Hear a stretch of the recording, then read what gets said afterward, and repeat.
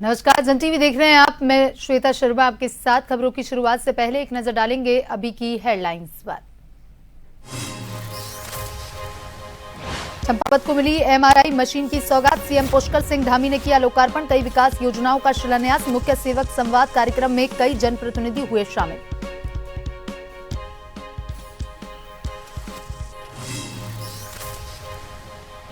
दिवंगत शूटर जसपाल राणा के 50वें जन्मदिन पर मां का निधन। बेटे के जाने के 16 दिन बाद ली अंतिम सांस। सीएम धामी ने जताया शोक।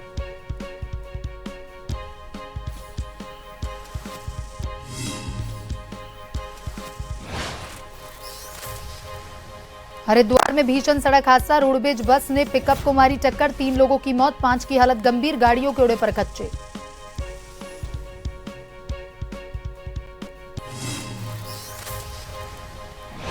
प्रदेश में सार्वजनिक परिवहन व्यवस्था को मिलेगी नई रफ्तार। देहरादून की सड़कों पर जल्द दौड़ेंगी 100 इलेक्ट्रिक बसें। यात्रियों को मिलेगी सुरक्षित प्रदूषण मुक्त यात्रा।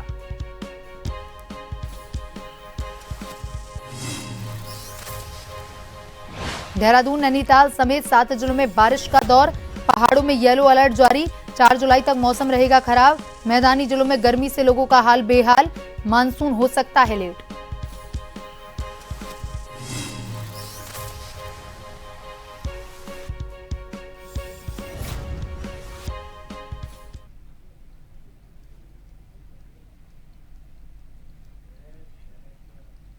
और अब खबरें विस्तार से।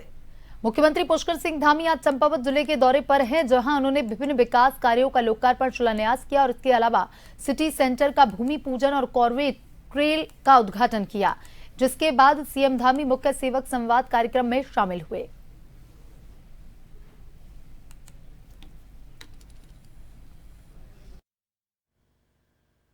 आप जिस वर्ग के लिए कहेंगे उस वर्ग के लिए कोई न कोई योजना आ रही है।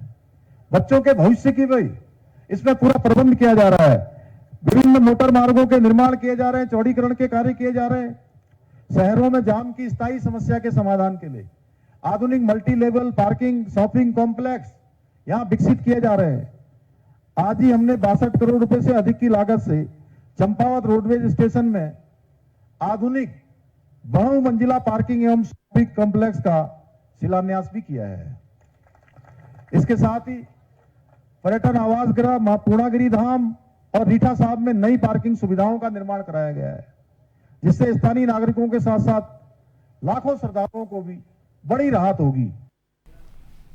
और इसी खबर पर ज्यादा जानकारी के साथ bureau chief SN Pant phone line पर जुड़ चुके हैं। एसएन पंत, आज चंपावत के दौरे पर हैं। उत्तराखंड सीएम पुष्कर सिंह धामी विभिन्न विकास परियोजनाओं का लोकार्पण शिलान्यास किया है, क्या कुछ अपडेट है?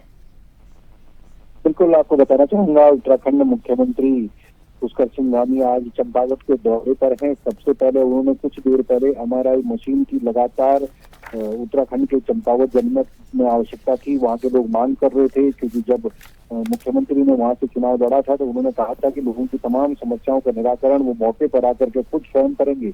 उसी कड़ी में लोगों की सबसे बड़ी मांग को आज पूरा करते हुए एमआरआई मशीन का लोकार्पण किया गया है। यानी अस्पताल में अब एमआरआई मशीन आज से काम करना शुरू कर चुकी है।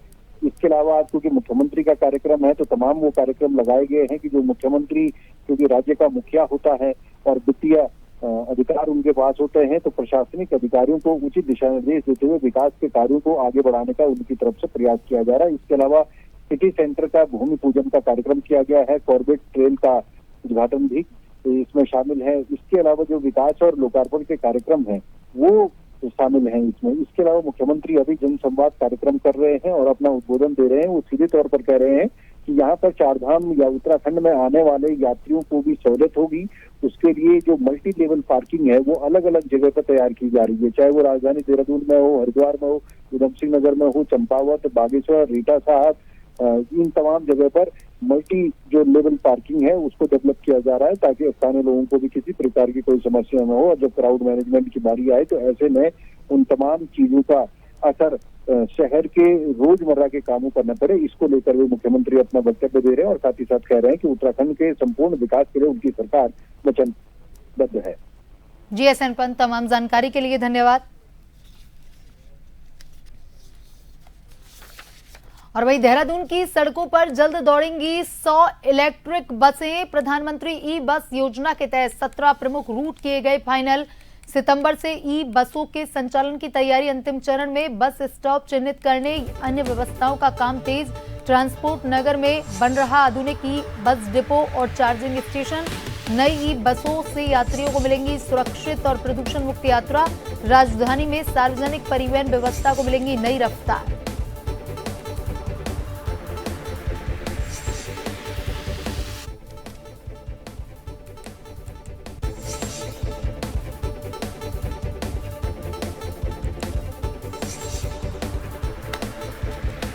देहरादून की सड़कों पर जल्द दौड़ेगी 100 इलेक्ट्रिक बसें।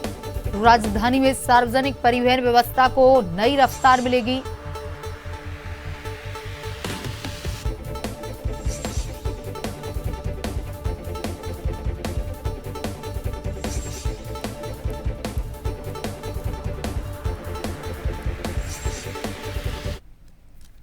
और वही खबर उत्तराखंड से है, जहां पर कांग्रेस के प्रदेश अध्यक्ष गणेश गोदियाल ने रविवार को चंपावत जिले से कांग्रेस की परिवर्तन संकल्प यात्रा का शुभारंभ किया।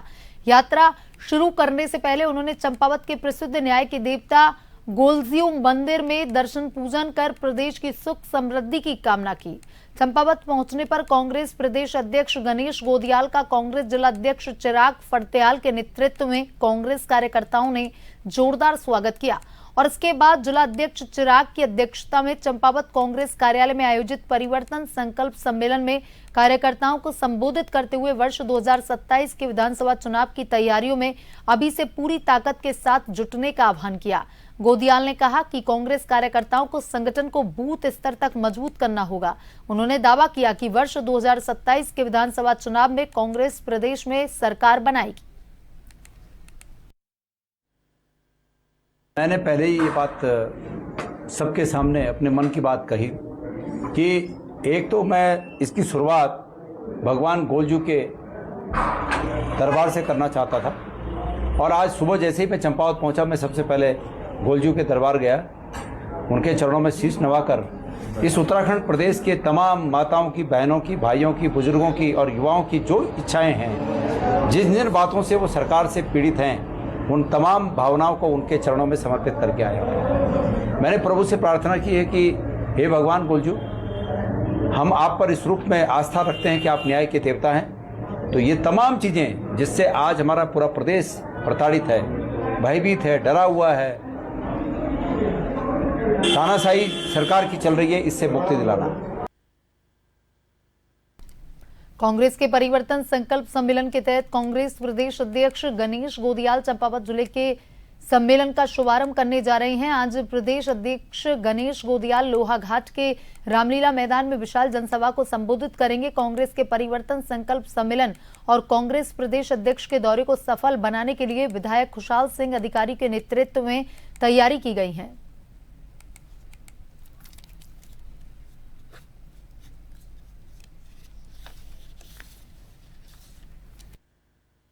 बहुत बहुत धन्यवाद दूंगा अपनी देवतुल्य जनता को, अपनी विधानसभा की जनता को, देवतुल्य जनता को, कि उन्होंने मन बना लिया। जहां पर मैं नहीं कह पा रहा हूं कि भाई आपने आना है, तो वो लोग खुद कह रहे हैं कि साहब हमारे माननीय प्रदेश अध्यक्ष जी आ रहे हैं, गोदियाल जी को सुनने के लिए हमें भी आना है। तो कितने बड़े सौभाग्य की बात है कि ऐसा लोकप्रिय नेता हमारे इस क्षेत्र में पहली बार आ रहे हैं। तो सभी लोगों ने, हम लोगों ने माना है कि एक अच्छा भव्य स्वागत कार्यक्रम उनका हो। ये मेरी ही मंशा नहीं है, मेरी देवतुल्य जनता की मंशा है कि कार्यक्रम थोड़ा सा ऐसा हो कि ठीक ठाक हो। इसलिए जो हमारा रामलीला मैदान यहाँ पर है, जहाँ पर अधिक से अधिक लोग आ सकते हैं, तो वहाँ पर लोगों का सुझाव है कि वैसा कार्यक्रम किया जाए कि ताकि जनता जो भी हमारी आए, कोई भी किसी को वो असुविधा न हो। इसके लिए तय किया गया कि कल हम 10:30 बजे के बाद रामलीला मैदान में उनका स्वागत कार्यक्रम करेंगे।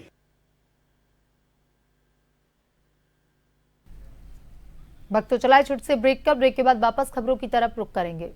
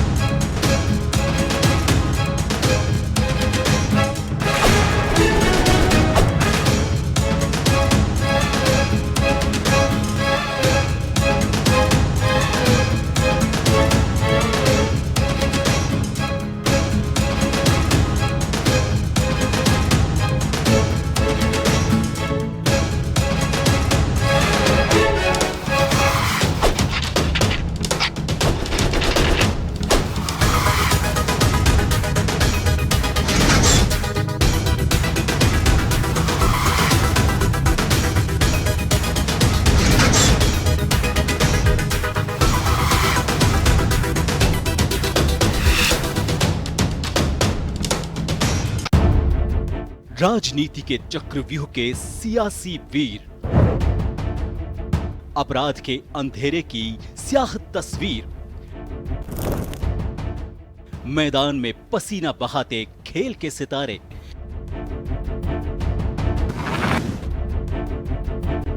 मनोरंजन की दुनिया के गॉसिप गलियारे, शिक्षा की रोशनी से होता भविष्य उजियारा,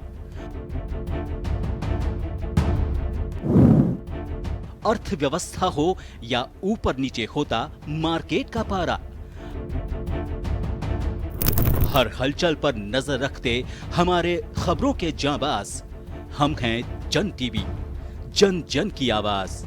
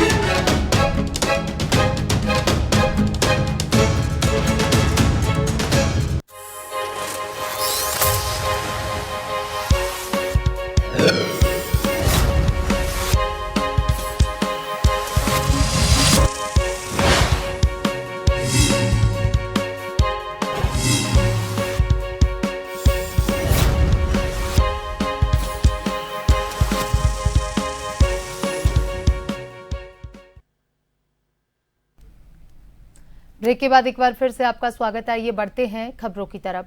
कालाढूंगी विधानसभा के कोटाबाग ब्लॉक की कांग्रेस कमेटी की एक बैठक का आयोजन हुआ, जिसमें सैकड़ों की संख्या में आम जनता ने कांग्रेस की सदस्यता ग्रहण की और साथ ही कमेटी के विस्तार करते हुए कई कार्यकर्ताओं को संगठन में दायित्व दिए गए। संगठन में मुख्य कांग्रेस कमेटी के साथ साथ युवा कांग्रेस, पूर्व सैनिक प्रकोष्ठ, अनुसूचित जाति प्रकोष्ठ के दायित्व दिए गए। ब्लॉक कांग्रेस कमेटी अध्यक्ष संतोष पांडे ने बताया कि कालाढूंगी के चकलोवा में एक बैठक का आयोजन किया गया, जिसमें सैकड़ों की संख्या में आम जनता ने कांग्रेस की सदस्यता ग्रहण की और साथ ही कमेटी का विस्तार किया गया, जिससे आने वाले विधानसभा के चुनावों में कांग्रेस संगठन को मजबूती मिलेगी। कांग्रेस पूरे प्रदेश में बहुमत के साथ सरकार बनाएगी।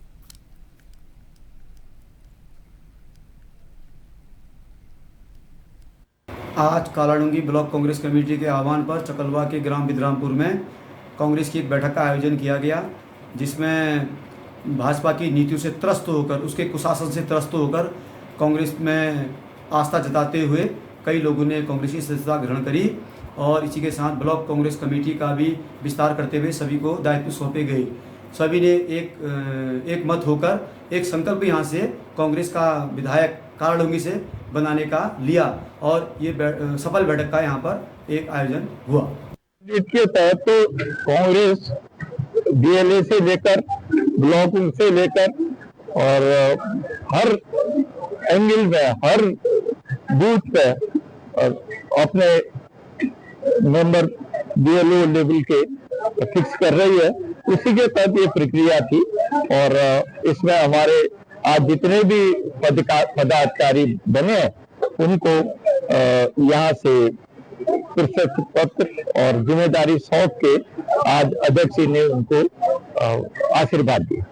बैठक हुई जिसमें ब्लॉक कांग्रेस से विस्तार किया गया। सभी प्रकोष्ठ के जो हमारे पदाधिकारी है उनको यहाँ पर नया नियुक्ति पत्र दिए गए और इसके बाद हमारे पूरे जिले में परिवर्तन संकल्प सम्मेलन आयोजित किए जा रहे हैं, जो 30 तारीख से शुरू हो जाएंगे। 30 तारीख को पहला लालपुर विधानसभा में होगा और फिर दूसरा सम्मेलन आपके कालाढूंगी विधानसभा में होगा, फिर भीमताल, नैनीताल और रामनगर विधानसभाओं में सभी जगह परिवर्तन संकल्प सम्मेलन आयोजित किए जा रहे हैं, जिसमें कि मतलब संकल्प लिया जाएगा कि जो सरकार है झूठी और बेईमान और भ्रष्टाचारी सरकार है, इसको हम लोग इस बार परखने का आम जनता ने मन बना लिया है और निश्चित रूप से मैं समझता हूँ कि जो परिवर्तन संकल्प सम्मेलन हुए वो इनके ताबूत में आगे की साबित होगा। ये 2027 विधानसभा का चुनाव सामने खड़ा है। कांग्रेस गांव-गांव, घर-घर जाकर के कांग्रेस को मजबूत करने का काम पार्टी के कार्यकर्ता, जिला कांग्रेस कमेटी के सम्मानित अध्यक्ष, ब्लॉक कांग्रेस कमेटी के सम्मानित अध्यक्ष कर रहे हैं और हर गांव से, हर कस्बे से लोग कांग्रेस को जोड़ने का काम कर रहे हैं। आज आपके सामने यहाँ पर काफी लोगों ने कांग्रेस की सदस्यता मिली और कुछ लोगों को ब्लॉक कांग्रेस कमेटी में पदाधिकारी भी बनाया गया है। उत्तराखंड के दिग्गज निशानेबाज और द्रोणाचार्य पुरस्कार से सम्मानित दिवंगत कोच जसपाल राणा के निधन के 16 दिन बाद उनकी मां श्यामा राणा का भी रविवार शाम निधन हो गया है। वे लंबे समय से कैंसर से पीड़ित थीं और दिल्ली के आरआर अस्पताल में भर्ती थी। बता दें, जसपाल राणा का 12 जून को जर्मनी के म्यूनिख से लौटते समय फ्लाइट में तबीयत बिगड़ने के बाद निधन हो गया। परिवार ने उनकी गंभीर बीमारी को देखते हुए उन्हें जसपाल राणा के निधन की जानकारी नहीं दी थी। वे अंतिम समय तक बेटे से मिलने की इच्छा जताती रहीं। 28 जून को जसपाल राणा का 50वां जन्मदिन था और उसी दिन उनकी मां ने भी अंतिम सांस ली। कुछ ही दिनों में मां बेटे के निधन से परिवार गहरे सदमे में है। सीएम धामी ने श्यामा राणा के निधन पर दुख जताया है।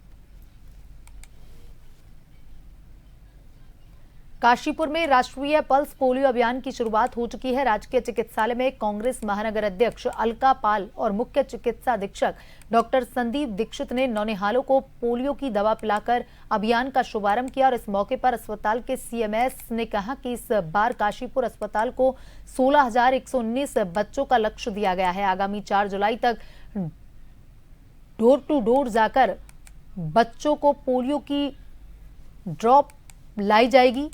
इसके लिए 40 टीमें गठित कर दी गई हैं।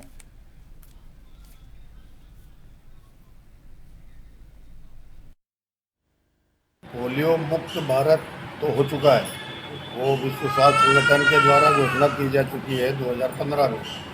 उसके बाद भी जो है अभी भी हमारे जो है बच्चे कहीं ना कहीं ऐसा मानना है, ये सर्वेक्षण किया जाता है, इसके तहत इसमें यह मानना है कि कहीं ना कहीं कोई ना कोई बच्चा यदि 0 से 5 वर्ष का यदि छूट रहा है या छूट गया है, उसको जो है हमें कवर करना है। और पोलियो की ड्रॉप जो हम बार बार पिलाते हैं, इसमें कोई नुकसान नहीं होता है बच्चे को।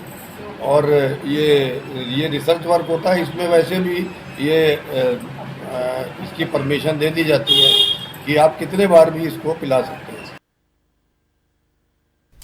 हरिद्वार में रोडवेज बस और पिकअप की आमने सामने की टक्कर हुई, जिसमें 3 लोगों की मौत हो गई, 5 लोग गंभीर रूप से घायल हुए। हादसा इतना जबरदस्त था कि दोनों गाड़ियों के परखच्चे उड़ गए। हादसा आज सुबह श्यामपुर थाना क्षेत्र में हुआ है। बस टनकपुर डिपो की थी। आसपास मौजूद लोगों और पुलिस ने मौके पर पहुंचकर राहत बचाव कार्य शुरू किया। सभी घायलों को तुरंत नजदीकी हॉस्पिटल पहुंचाया गया, जहां उनका इलाज चल रहा है। घायलों की हालत गंभीर बताई जा रही है। रामनगर के खताड़ी क्षेत्र में देर रात कथित फायरिंग की घटना से इलाके में दहशत फैल गई। एक युवक ने आरोप लगाया कि जुआ खेलने से रोकने पर पहले उसके साथ मारपीट हुई और बाद में कुछ लोगों ने मौके पर पहुंच करके फायरिंग कर दी। पुलिस ने मामले की जांच शुरू कर दी है। पीड़ित ने अपनी जान को भी खतरा बताते हुए कहा कि यदि भविष्य में उसके साथ कोई अप्रिय घटना होती है तो इसकी जिम्मेदारी संबंधित आरोपी की होगी। उसने पुलिस से सुरक्षा और आरोपियों के खिलाफ सख्त कार्रवाई की मांग की। वहीं पुलिस का कहना है कि शिकायत के आधार पर पूरे मामले की जांच की जा रही है। घटना स्थल के आसपास लगे सीसीटीवी कैमरों की फुटेज खंगाली जा रही है और सभी पहलुओं की जांच के बाद आवश्यक कानूनी कार्रवाई की जाएगी। फिलहाल फायरिंग की घटना के बाद क्षेत्र में दहशत का माहौल बना हुआ है। मैं जो है पीछे जो ये 2 टंकियों के पास ग्राउंड है, वहाँ टहलने गया हुआ था, तो वहाँ पर मैंने जाकर के देखा मोहम्मद हसनैन नाम का लड़का है, तो वहाँ पर वो जुआ खिलाने की तैयारी कर रहा था। तो मैंने जाकर के उससे कहा कि यहाँ पर ये जो छोटे छोटे बच्चे हैं ये सब लोग खेलते हैं, जो हमारे शाहिद भाई छोटे बच्चों के लिए प्रैक्टिस कराते हैं, उनको वो काफ़ी मेहनत करते हैं उस ग्राउंड में आकर के। तो उन्होंने ही हम लोगों से कह रखा है कि अगर यहाँ पर कोई गलत गतिविधि होती है तो आप लोग मोहल्ले के हो, आप लोग उसको रोकें। तो उसी रोकने के कारण मैंने उससे हसनैन से टोका कि मैंने कहा तू यहाँ पर ये जुआ क्यों खिला रहा है और क्यों गाली गलौज कर रहा है। तो उस बीच में उसने मेरे ऊपर हाथापाई की। हाथापाई में उसने मेरे यहाँ मेरी चांदी की चेन थी वो भी टूट गई, काफ़ी हाथ पैरों में भी चोट लगी। तो फिर उसके बाद उसने मुझे मारने के लिए काफ़ी सारे लड़कों को बुलाया, जिन्होंने आकर के वहाँ पर कोटद्वार रोड पे फायरिंग वगैरह भी की। अब उन लड़कों के नाम तो मैं नहीं जानता हूँ क्योंकि वो काफ़ी दूर थे, लेकिन बुलाने वाला मोहम्मद हसनैन था और यहाँ पर जुआ कराने वाला भी। रुड़की के झबरेड़ा विधानसभा के इकबालपुर में सैकड़ों परिवारों के बिजली के कनेक्शन कट जाने से 3 दिन से गर्मी के कारण बड़ी परेशानी का सामना करना पड़ रहा था। परेशानी से ग्रामीणों ने भारतीय किसान रोड संगठन को अवगत करवाया, जिसको लेकर किसान संगठन इकबालपुर के ग्रामीण रुड़की एससी कार्यालय पहुंचे और बिजली की समस्या की समाधान करने की मांग की, जिसका समाधान भारतीय किसान रोड संगठन की बड़ी जद्दोजहद से रात लगभग 10 बजे जाकर हुआ। समस्या का समाधान होने पर ग्रामीणों ने संगठन का आभार व्यक्त किया। 3 दिन से, और वो परेशान थे पानी से भी और बिजली से भी, और उनके घर में बीमार लोग थे।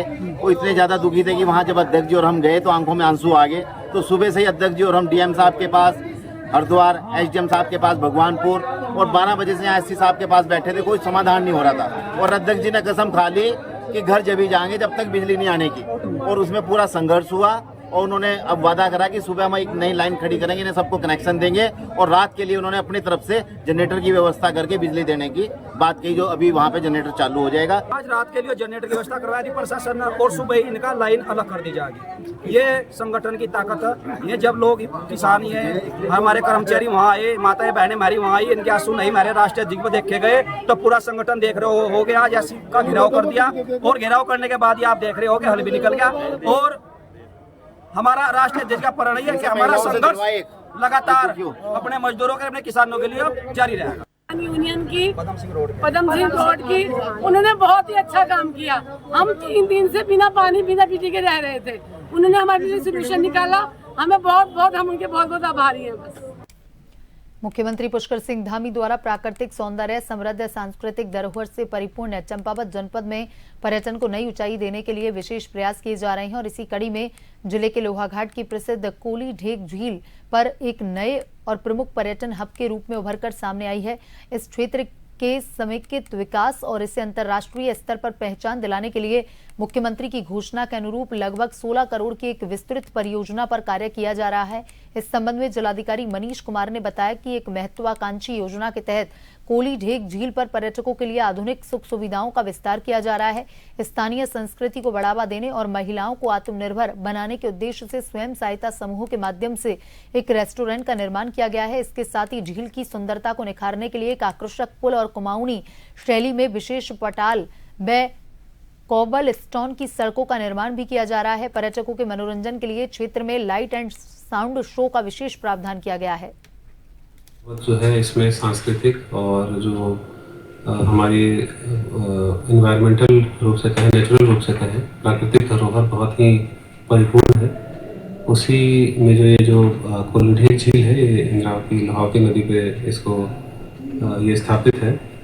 और यहाँ पे पहले से भी पर्यटन की जो है एक अपार संभावना, और एक नया पर्यटन के रूप से हम लोग देखें तो एक नया क्षेत्र उभर करके आया है, जिसमें अभी देश विदेश के लोग हैं, सैलानी हैं, वो आ रहे हैं। और इसमें पर्यटन के रूप से इसकी जो खासियत है, खास करके देवदार के पेड़ और इतनी हाइट पर जो नदी का बहाव है, शुद्ध पेयजल, वहाँ गोल्डन माछली भी है, मछली हमारी जो कि एक इंडेंजर्ड स्पीसीज है, हर जगह देखने को नहीं मिलती। और साथ ही अन्य जो हमारे यहाँ जो भारतवर्ष में पाई जाने वाली मछली की प्रजातियाँ हैं, उनको भी वहाँ पे संरक्षित और संचय किया गया है। तो इस बार काफ़ी अच्छी संख्या में पर्यटक आ रहा है हमारे पास पूरे भारत से, समझ लिए पूरे उत्तर भारत से जो आदमी आ रहा है और नौकायन का आनंद ले रहा है। इस बार बहुत बढ़िया चल रहा है सर इसमें। जी, हम प्रशासन का, मुख्यमंत्री जी का बहुत बहुत धन्यवाद करते हैं। और ये जो 16 करोड़ रुपए आएगा, इससे हमारी जो कोली झील में जो इससे विकास होगा, 4 चांद लगेंगे और पर्यटकों के लिए सुविधाएं बनेंगी, बढ़िया रहेगा। तो बहुत बढ़िया लग रहा है। पर्यटक थोड़ा शिकायत करते हैं, जैसे बैठने के लिए 3 सेट नहीं है। जो अब ये राशि प्रस्तावित हुई है, तो इससे उनकी जो सुविधा, जो शिकायतें हैं, वो अब आगे आने वाले टाइम में नहीं रहेंगी। देखिए, जो यहाँ पर है काफ़ी संख्या में पर्यटक आ रहे हैं कोली ढेक झील में। और बात टिकटों की जाए तो लोगों को जो है ये मनोरम दृश्य पसंद आ रहा है, जहाँ एक तरफ देवदार के पेड़ हैं और एक दूसरी तरफ जो है झील का मनोरम दृश्य है। दर्शकों को जो है, दर्शक इस जगह का जो है अच्छी मात्रा में जो है लुत्फ उठा रहे हैं। वर्तमान में अभी देखा, जैसे आपने देखा होगा, वहाँ पर जो है लोग आए हैं, गुजरात से आए हैं, कुछ लोग आंध्र प्रदेश से भी देख रहा था मैं, ऊपर दिल्ली से देख रहा था और लखनऊ से भी देख रहा था, और अनेक राज्यों के कोनों को, देश के कोनों से लोग यहाँ पर झील का आनंद लेने के लिए आ रहे हैं। बुलेटिन में अभी तक के लिए इतना ही। बने रहिए जन टीवी के साथ। नमस्कार।